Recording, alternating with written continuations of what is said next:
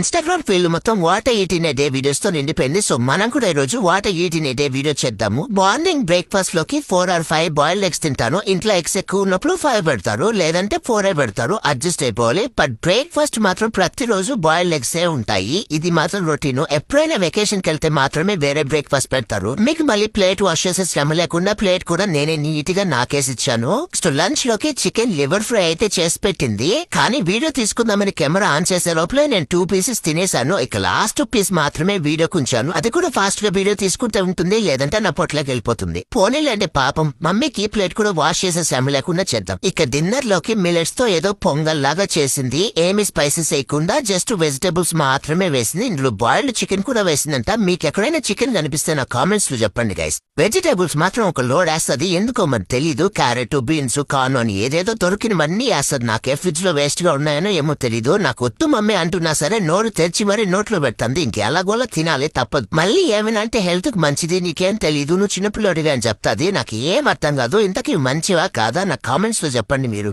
ఇక ఈ వీడియోకి అయితే నెక్స్ట్ వీడియోలో మళ్ళీ కలుద్దాం. అంటే this is Bruno signing off.